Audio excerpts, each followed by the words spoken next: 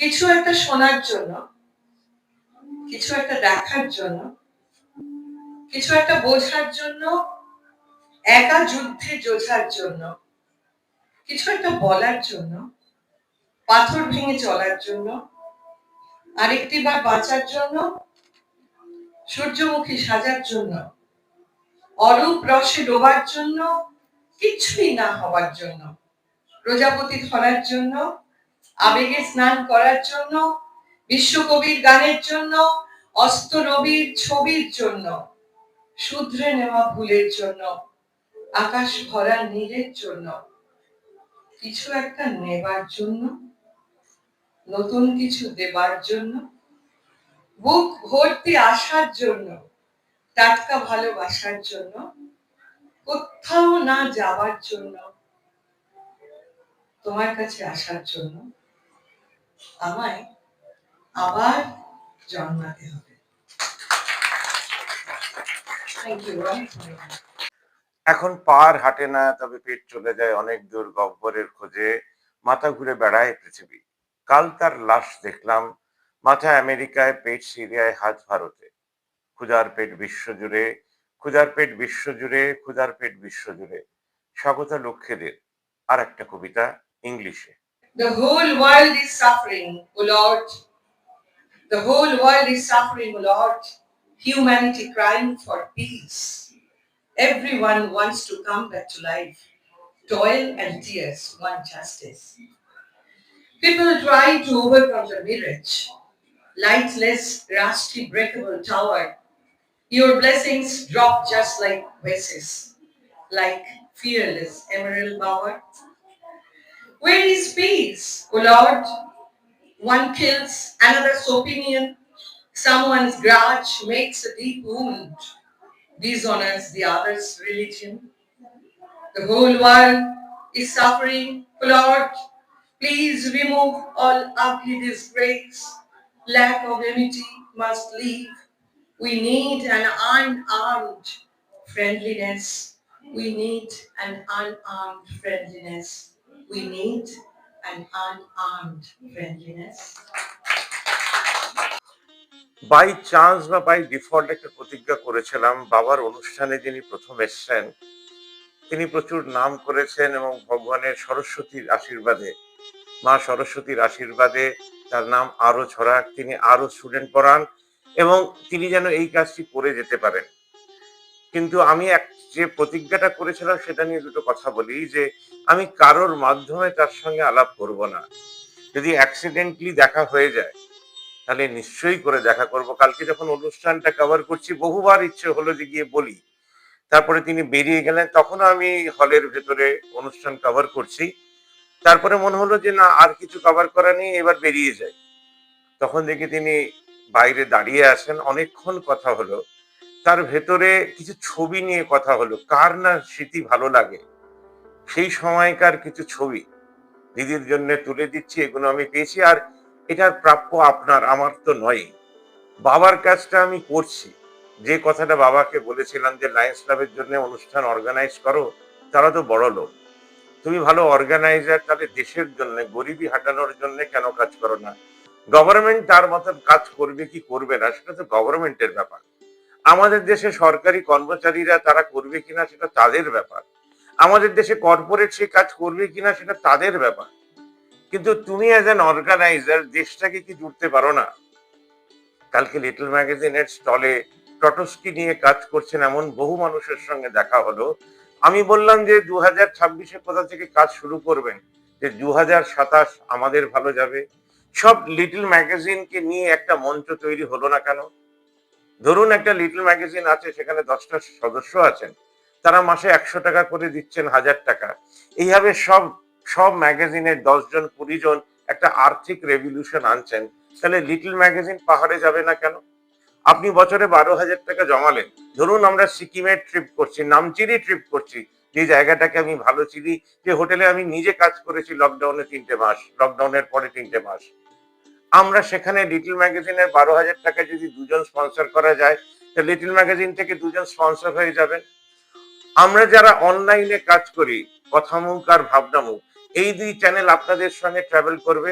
তার মানে সব লিটল ম্যাগাজিনের জায়গা থেকে দুজন দুজন করে লোক পাঠালেন, তারা এটাকে ঋণ হিসেবে নিলেন। হয়তো সেখানে তার 1200 টাকা জমা আছে, 6000 টাকা নিয়েছেন, 1200 টাকা মাইনাস হয়ে গেল। তার মানে তিনি ফিরে এসে 200 টাকা করে ফেরাচ্ছেন আর সদস্য চাঁদা দিচ্ছেন। পরের বছরে 4 জন যাবেন। তাহলে লিটল ম্যাগাজিন সমন্বয় মঞ্চ থেকে বছরে একটা লিটল ম্যাগাজিন বেরোবে। প্রত্যেকটা লিটল ম্যাগাজিনের যারা সম্পাদক তারা একসাথে একটা বই বার করবে। আমরা এত কথা বলি, এত কবিতা লিখি, এত গান করি, রবীন্দ্রনাথকে স্মরণ করি প্রতিদিন, কিন্তু তার কোঅপারেটিভ মুভমেন্টকে কি আমরা মুখ থুবড়ে পড়ে দিতে পারি? তাহলে কি একটা ম্যাগাজিন বেরোতে পারে না পুরো বাংলা জুড়ে? এবার ভাবুন বই মেলা আমাদের শীতকালে যেগুলো হয়, বছরে একটা কবিকে কি আমরা সেখান থেকে তুলে আনতে পারি না? যে এই বছরের শ্রীরামপুরের বেস্ট কবি তাকে তুলে ধরলাম, মানে তার কবিতাকে তুলে ধরলাম, তবে না বাংলা ভাষা ট্রাভেল করবে। আজ এখান থেকে কত মানুষ করে খাবে। তার মানে লিটল ম্যাগাজিন থেকে চাকরিও হতে পারে, সোশ্যাল ক্যাপিটাল তৈরি হতে পারে। গ্রামে গ্রামে যখন যাবেন, প্রত্যেকটা স্কুলে গিয়ে বলবেন এই কাজটি করার জন্য বিনা সুদে ঋণ আমরা শুরু করতে পারবো। আজকে দিদির সঙ্গে অ্যাক্সিডেন্টলি দেখা, ছবি নিয়ে কথা হলো, তাই আমি ফাইনাল ফোল্ডার গুলো খুঁজলাম, বাবার অ্যালবাম থেকে ছবিগুলো বার করে স্ক্যান করে এক একটা করে ছবি দেখাচ্ছি। অনেক কথা আছে, অনেক কাজ আছে। আর যেটা সবচেয়ে বড় কাজ, আমি চাইবো লিটল ম্যাগাজিনের সম্পাদকেরা তাদের টিম নিয়ে 21শে ফেব্রুয়ারি 203 মোড়, নসিবপুর থেকে নামলে 3 কিলোমিটার, চন্দননগর নামলে 13 কিলোমিটার, আপনারা 21শে ফেব্রুয়ারি সকাল 10টার ভেতরে সেখানে আসুন। 203 মোড়ে নেবে, সেখানেই একটা লুচি খাওয়ার সেন্টার আছে, সেখান থেকে লুচি খেয়ে আমাদের অনুষ্ঠানে ঢুকুন।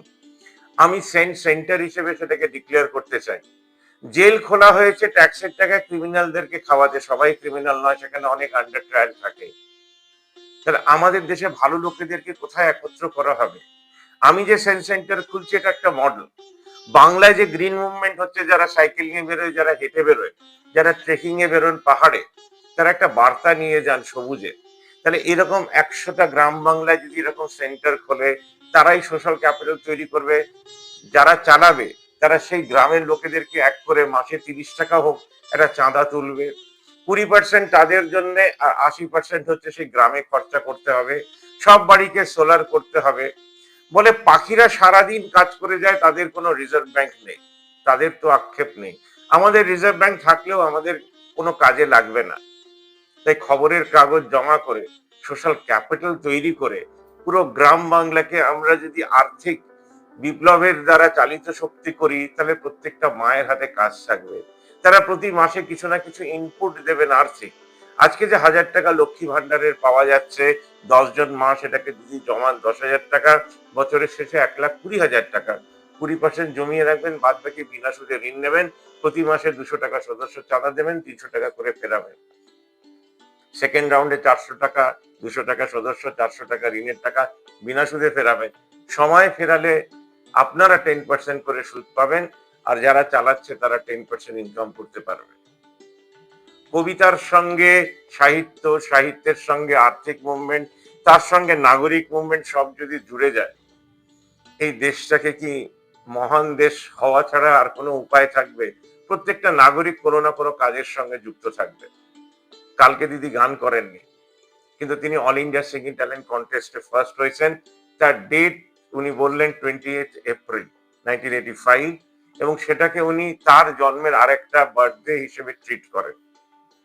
আমি চাইবো যে বাংলায় মায়েদের জন্য ব্যাংক খোলার জন্য খবর কাগজ ব্যাংক, খবর কাগজ পড়ুন, খবর কাগজ মাসে দান করুন, সেটাকে বিক্রি করে সোশ্যাল ফান্ড ক্রিয়েট করুন। এর ব্র্যান্ড অ্যাম্বাসেডর যদি আপনি হন। পথ অনেকেই চলছে এবং আশা করি এই পথ আরো সুদৃঢ় হবে। বিবেক পথে একটা সোশ্যাল সেন্টার খুলেছে। আমি চাইবো যে সব মুভমেন্টকে জুড়ে একটা মহান মুভমেন্টে কনভার্ট হোক, আর মাসে একটা দিন আমরা যে কোনো রাস্তার একটা দোকান চুজ করে নেব পার্মানেন্টলি, সেখানে যাব, চা খাবো, নাগরিকরা সেখানে ডোনেট করবেন আর ইউথদের হাতে টাকা তুলে দেবেন। ইউথরা দেশের সব বাড়িকে সোলার করার জন্য একটা বিপ্লবের রাস্তা ধরবেন, যে এটা আমাদের ডেভেলপমেন্টের কাজ, আর 20% টাকা নিজেদের উপরে খরচা করবেন। একটা মানুষের 500 টাকা বিল আসে, 30% ডিসকাউন্ট করে তার থেকে ওই ফিস যে নেবেন তার বাড়িকে সোলার করার জন্য, এইভাবে আপনাদেরও ফান্ড বাড়তে থাকবে। ভারতবর্ষের ভবিষ্যৎ সবসময় নাগরিকের হাতে ছিল, তার কোনো প্ল্যাটফর্ম ছিল না, আইডিয়া ছিল না। আজকে সেই আইডিয়াগুলো বলতেও খুব ভালো লাগছে। দিদি সেখানেও ফার্স্ট এসেছিলেন গানের কম্পিটিশনে। আর এই সোশ্যাল মুভমেন্টে আপনি মাসে একটা দিন দিল, আপনার স্টুডেন্ট এবং বাংলায় যারা আপনাকে ভালোবাসে তারা হয়তো এগিয়ে সেই কাজটি করবে। খুব সহজ কাজ। সঙ্গমিত্রা দি, মধুচন্দ্রা দি, আপনাদের কথা খুব মনে পড়ছে। সেলিম বিশ্বাসের কথা মনে পড়ছে, যিনি আমাকে প্রথম স্টেজ দিয়েছিলেন কবিতা পাঠের জন্য। শঙ্কর মন্ডলকে ধন্যবাদ। এবং যারা মনে করছেন যে সবকিছু, রাজনীতি, ধর্ম, নাগরিক মুভমেন্ট, সাহিত্য, নাটক, সিনেমা, তার জন্য একটা কোর গ্রুপ হবে, তাহলে আপনাদের সবাইকে আহ্বান জানাচ্ছি, যারা আমার এই খবরটি শুনে মনে করবেন যে হ্যাঁ আমরা এই গ্রুপে থাকতে চাই, আমাদের মিটিং সেই নসিবপুরেই হবে।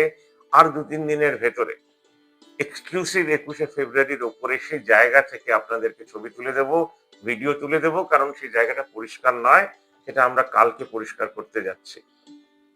খুব ভালো থাকবেন এবং আপনার দীপ্ত গলা বিশ্ব জুড়ে যেন শোনা যায়।